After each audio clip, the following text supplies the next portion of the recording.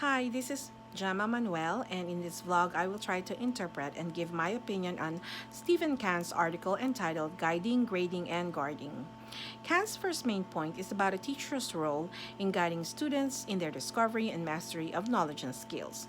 As a professional teacher, it is my responsibility to provide guidance for my students to equip them with relevant, practical, and up to date skills and knowledge.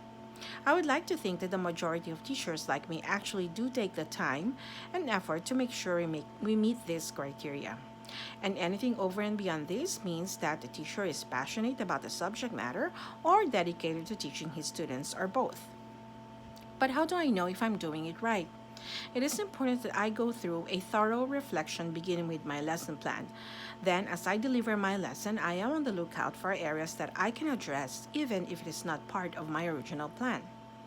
Formative and summative assessments are also in place so that I can reflect on what areas that I need to reteach and what will I do next.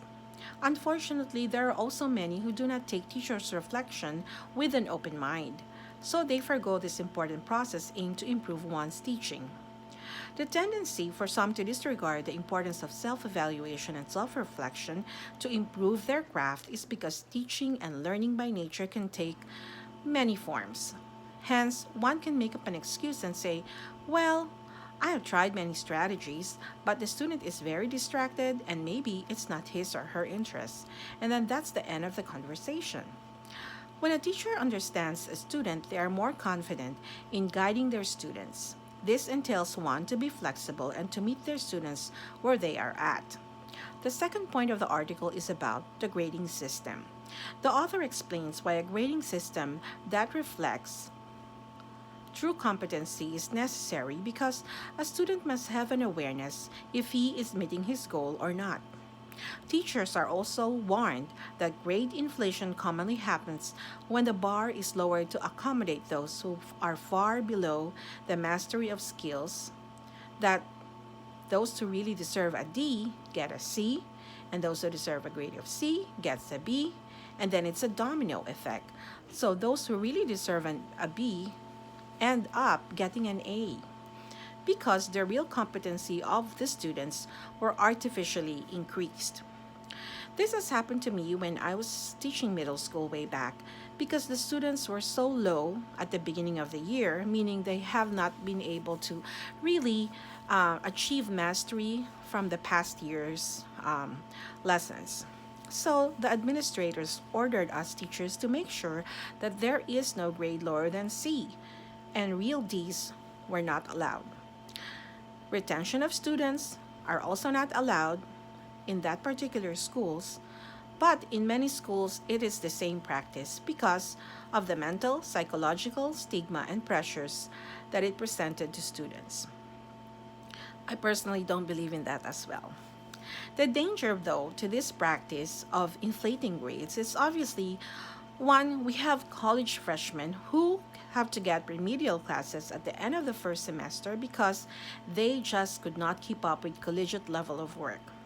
I personally believe in a grading system that describes what a student can do and the strengths and weaknesses one has, rather than measuring every competency by giving it a numerical or a letter value. But it does not accurately describe what a child can or cannot do. The problem with this is what if you have 20 students and you have many classes, it would be so time consuming and it would take away teacher preparation time. It is a real debate.